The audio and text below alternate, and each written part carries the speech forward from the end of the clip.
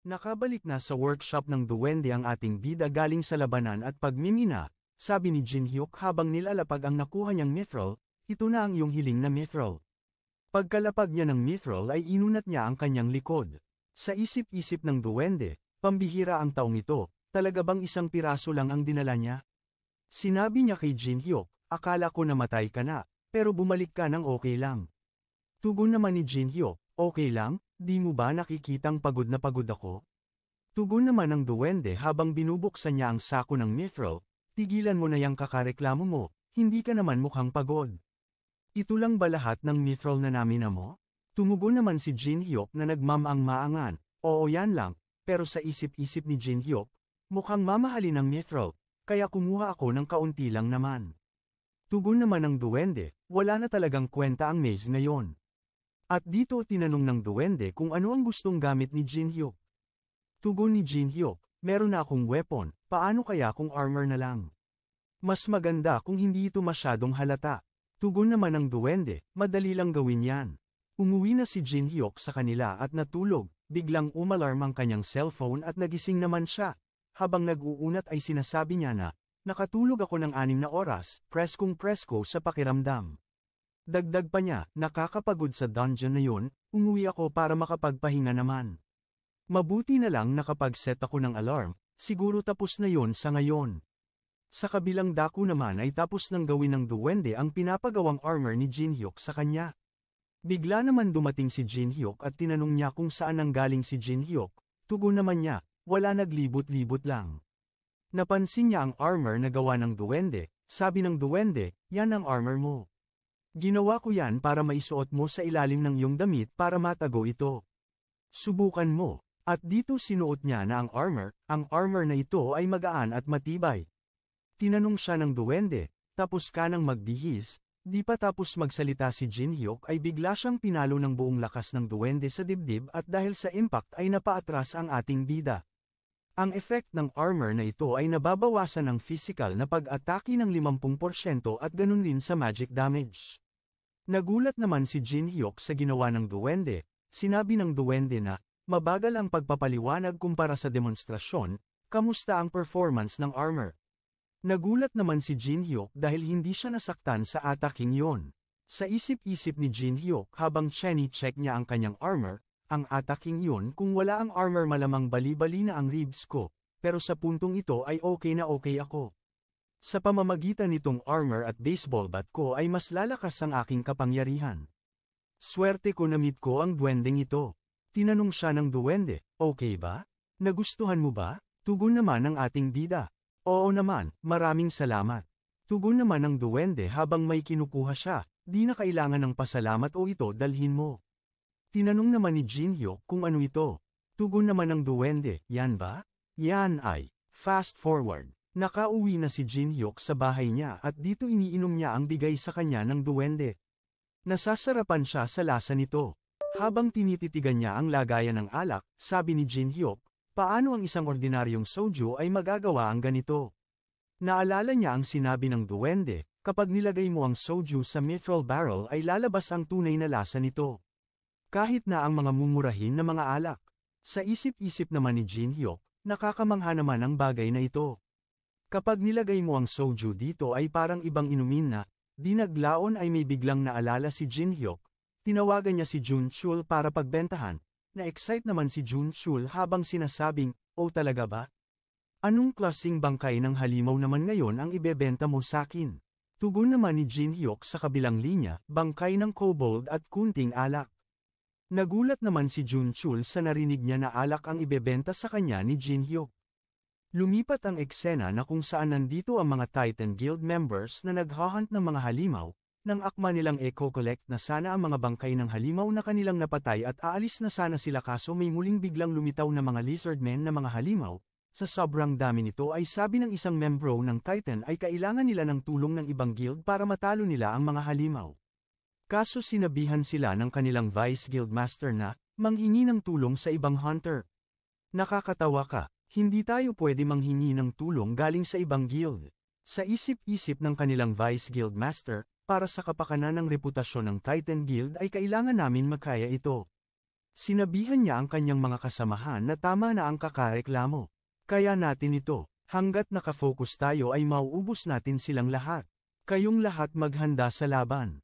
Sa kabilang dako naman, sa isang establishmento, nandito ang ating bida na kakapromote niya lang bilang isang cleric. Ang cleric ay isang healer na gumagamit ng healing skills. Sinabi ng babae habang ibinibigay niya ang identification card ni Jin-hyuk na, bihira lang ang ganyang class. Na-promote si Jin-hyuk bilang isang rank C na cleric.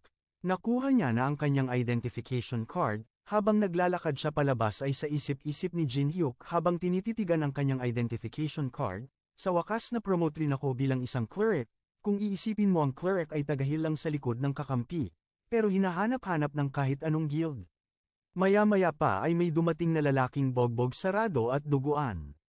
Naghahanap siya ng isang cleric, sa isip-isip ni Jin-hyuk habang tinataas niya ang kanyang kamay, gumana nga. Sinabi ni Jin-hyuk na, cleric ako pero okay lang ba na si class lang ako? Tugon ng lalaki, oo naman Tara sumali ka sa amin ngayon din. Sa isip-isip ni Jin-hyuk, totoo nga ang chismis, mas maganda pala talaga ang isang cleric kesa sa inaasahan ko. Sa kabilang dako naman, mukhang nahihirapan na ang kupunan ng Titan Guild, galit na galit naman ang kanilang vice leader, sabi niya mga walang kwentang basura, umaastang matatapang kasi may inaasahan sila. Sumugod na ang kanilang vice guild master habang sinasabi na, pumirmi kayo dyan at uubusin ko sila lahat. Tumugon naman ang isa sa member ng Titan Guild. Vice Guild Master, hindi pwede, kailangan mong mag-command. Dumating naman si Jin-hyuk, sinabihan siya ng lalaking nag-recruit sa kanya na, mag-heal ka lang kagaya ng ginagawa nila.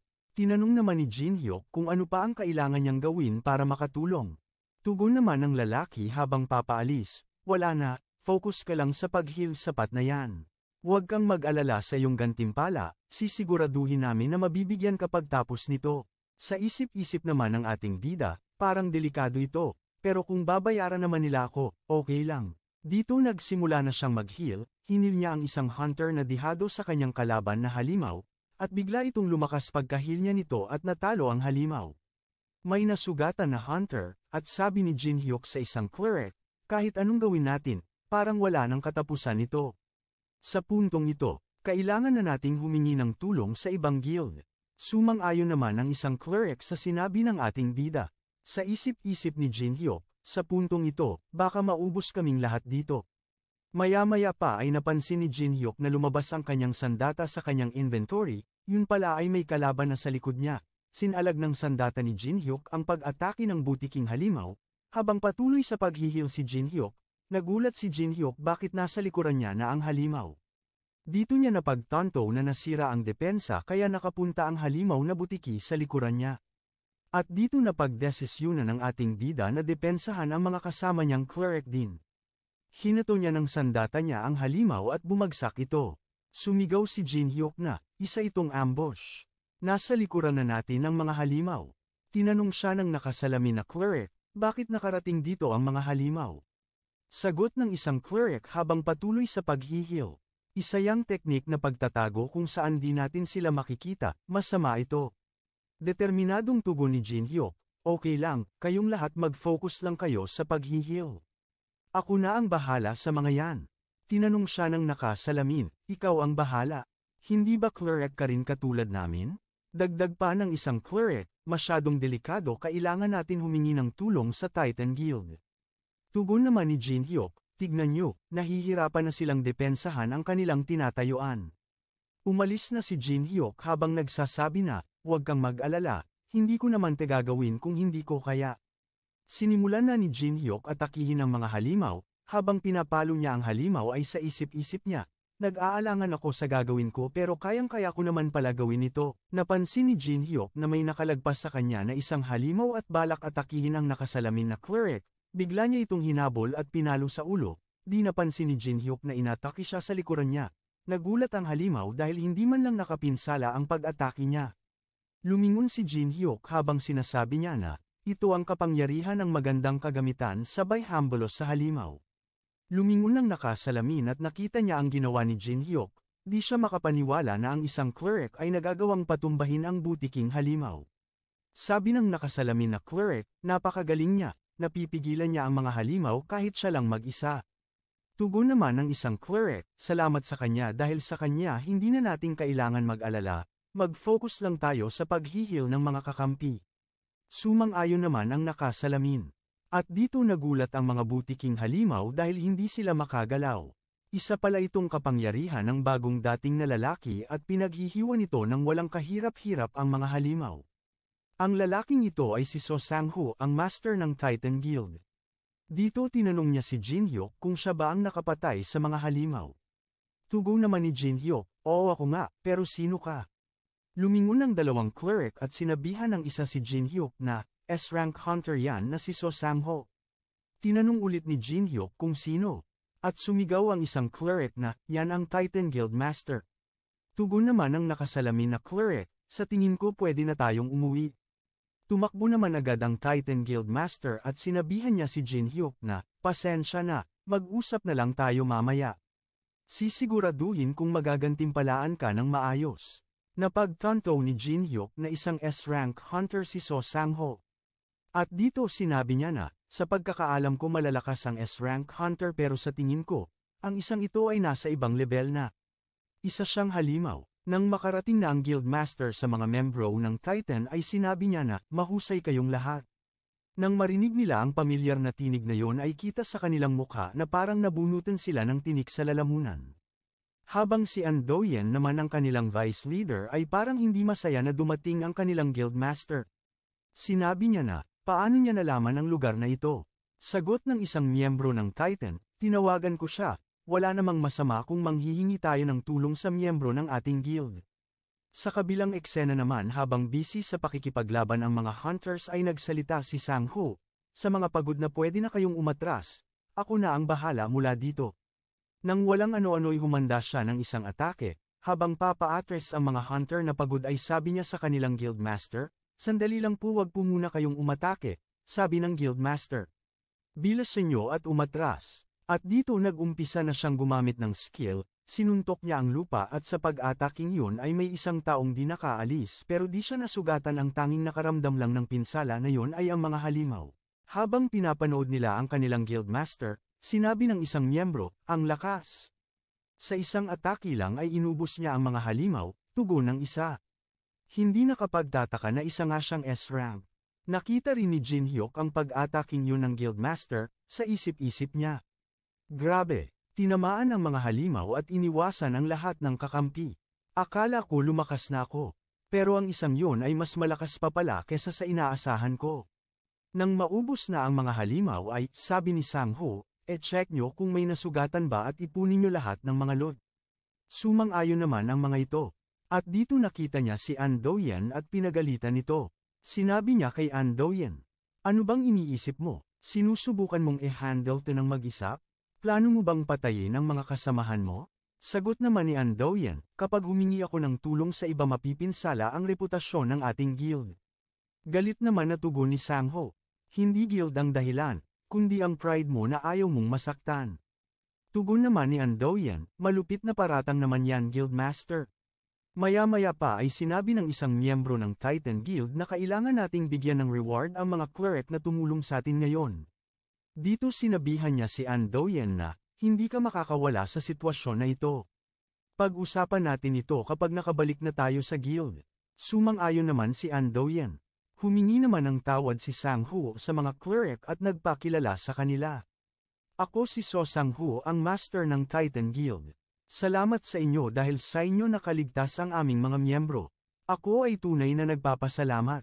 Nabaling ang tingin ni Guildmaster sa ating bida at sinabing, lalo na ikaw, nakita kitang mag-isa kang lumalaban sa mga halimaw, magaling ka.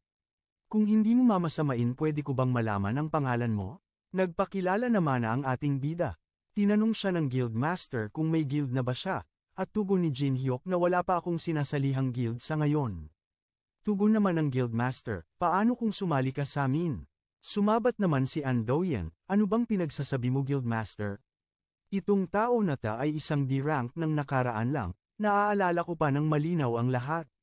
Swerte lang siya siguro para ma-promote bilang cleric, pero hindi siya karapat-dapat na sumali sa ating guild. Dito sumabog sa galit ang Guildmaster at sinabing, kung wala siya lahat ng ating miyembro at ang mga cleric ay namatay na. Sinagip niya ang mga namatay na sana dahil sa katarantaduhan mo mangmang. Dahil sa eksenang yun ay nagulat ang mga miyembro ng Titan Guild. Nakangising tugon naman ni Jin Hyuk sa isip niya, tignan mo nga naman, level-headed pala ang Guildmaster kisa sa inaasahan ko. Dito pinapahingi ng tawad ng Guildmaster si An Do-yen sa ating bida. Galit naman si An Do-yen at sinabi niya sa kanyang isip, ako. Hihingi ng tawad, di pa nakapagsalita si An Do-yen ay biglang nagsalita si Jin Hyuk na, salamat sa alok mo na sumali sa inyong guild pero kailangan kong tanggihan ang alok mo. Hindi ko mapagkakatiwalaan ang isang guild na may kagaya niyang Vice Guildmaster. Galit naman si An Do-yen at sinabing, anong sinabi mo, walang hiya ka. Naghahanda siya ng isang pag-atake, nang aatakihin niya na ang ating bida ay biglang lumabas ang kanyang sandata at tinamaan sa dibdib si An Do-yen, agad naman lumaganap ang pangyayaring yun sa balita. Sabi sa balita, ang Vice Master ng Titan Guild ay nahimatay pagkatapos matalo ng isang C-rank hunter. Sabi ng isang lalaki, mananahimik lang ba tayo sa pangyayaring ito Guildmaster? Dalhin mo ngayon din ang C-rank hunter na yun para magpaliwanag. Suman-ayon naman ng isang lalaki at sinabing, bakit pati si An Do-yen paparusahan mo? Hindi yan makatarungan. Sabi naman ng isa, kapag hindi tinatugunan ay malamang masisira ang reputasyon ng Titan Guild. Linapag ni Guildmaster ang tasa sa mesa at sinabing, hindi siya ang dahilan para madungisan ang reputasyon ng Titan Guild kundi si An Do-yen. Linagay niya sa panganib ang buhay ng mga bagong recruit para sa kanyang sariling kapakanan. Hindi lang yan, sinubukan niyang gamitan ng dahas ang isang taong nagligtas sa ating guild. Dagdag pa niya, sapat na rason na ito para bawiin sa kanya ang posisyon na Vice Guildmaster.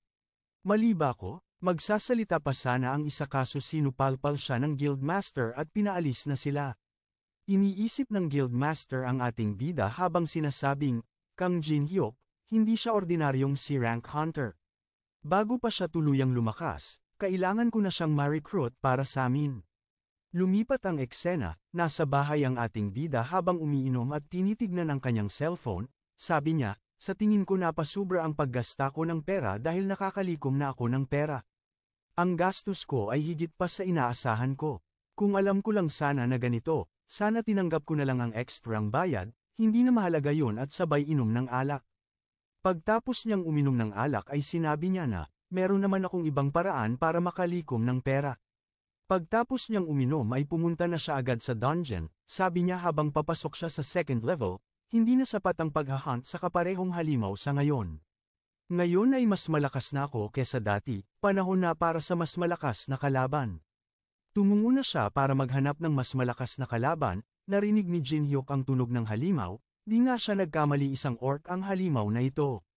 Nang akma ng aatakihin ng orc si Jin Hyuk ay kinounter naman niya ito sa pamamagitan ng pagtusok sa dibdib gamit ang kanyang baseball bat, agad naman namatay ang halimaw na orc. At dito, maraming nag-aabang na orc sa kanya, sabi niya, kapag naubos ko lahat ng ito ay hindi na ako mamamroblema ng pera sa ngayon. Pinalapit ni Jin Hyuk ang mga halimaw at sabay sugod sa mga ito habang sinasabing, oras na para magkapera. Naubos niya lahat ng 20 mga orc.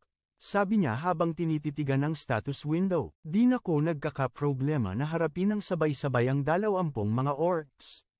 Tumungo na si Jin Hyuk sa ibabang bahagi ng labyrinth, habang naglalakad siya ay napansin niya ang lugar na para itong templo at nakadama siya ng bahagyang pagkatakot. Nang makatungtong siya sa third floor na bahagi na tinatawag naman na Temple Guardian's Labyrinth. Sabi ng ating bida, third floor. Tama nga ang lugar na napuntahan ko. Lumabas ang status window at sabi dito, nairehistro na ang third floor sa warp gate. Habang sinusuri ng ating bida ang lugar sabi niya, bakit wala ditong mga halimaw? Ang templo ba na ito ay isang safe zone? Maya-maya pa ay may biglang lumabas mula sa ilalim ng sahig, naging alerto naman si Jin Hyuk at lumayo mula sa ataking yon. Sa isip-isip niya habang lumalayo siya, hindi maari, isang halimaw. Hindi pa man nakakalayo si Jin Hyuk ay bigla na naman siyang inatake ng halimaw, sinalag niya ang ataking yon, sa isip-isip niya ay sobrang bilis ng halimaw na ito. Habang siya ay nasa ere sa isip niya, kahit na sinalag ko ang ataking yon ay tumatalbog lang pabalik. Ano ito? Bakit ganyan kaliksi at kalakas ang halimaw na yan? Dagdag pa niya, kailangan kong manatiling focus. Itong bagay na napansin ni Jin Hyuk ang katawan ng halimaw na gawa sa bato. Sabi niya, narinig niya ang ito dati, ang artipisyal na halimaw na nilikha. Ang halimaw na ito ay tinatawag na golem. Sa pagkakataong ito ay sumugod na si Jin Hyuk para atakihin ang halimaw kaso inatake siya ng halimaw subalit naiwasan niya naman ang ataking yon. Sa isip-isip ni Jin Hyuk habang siya ay papasugod sa halimaw, malakas lang ang panlabas na anyo ng halimaw na ito pero hindi naman ito gaanong matalino. Hinampas niya ang halimaw at ito'y nagkapira-piraso. Sabi niya nang pagtapos ng ataking yon, walang rason para hindi ko ito mapatamba. Natakot ako nang walang dahilan. Maya-maya pa ay gumalaw ang mga bahagi ng halimaw na bato, at itong bumalik sa orihinal niyang anyo. Sabi niya, dinurog ko na siya tapos buhay pa rin. Nang papasugod siya sa halimaw ay sinabi niya na, naalala ko na, hindi ito basta-basta mamamatay maliban na lang kung sisirain ko ang core nito. Dagdag pa niya, nagkamali ako dun, kailangan ko munang umatras at mag-isip ng aking diskarte. Nang paatras na sana siya ay may biglang humawak sa paa niya. Nagulat naman si Jin Hyuk dahil may isa pa palang halimaw na bato ang nanggaling sa sahig. Maya-maya pa ay may isang palaso ang tumama sa dibdib ng halimaw na bato at tinamaan ang core nito at nagkapira-piraso ito. Sa pagkakataong ito ay alam na ni Jin Hyuk kung saan banda nakalagay ang core ng halimaw. Sinundot niya ng baseball bat ang isa pang halimaw at namatay naman agad ito. Pagkatapos nun ay napabuntong hininga ang ating bida sabay sabing, muntik na ako doon. Kung hindi dahil sa palaso na yun kanina ay malamang namatay na ako. Napalingon siya at sinabing, sino ba ang tumulong sa akin ngayon? Bumaba ba dito ang duwende? Sa di kalayuan ay may nakikita siyang anino, sa isip-isip ni Jin Hyuk, hindi ang duwende, kundi isang babae. At dito lumabas ang magandang babae na gray ang buhok at malaki ang, basta. Hanggang dito na lang muna guys, kung gusto mo ang kwentong ito, mag-like at mag-comment na lang kayo ng part 4, at mag-subscribe na rin at i-hit ang notification bell para updated ka sa mga bagong videos ko. Salamat kita-kit sa susunod.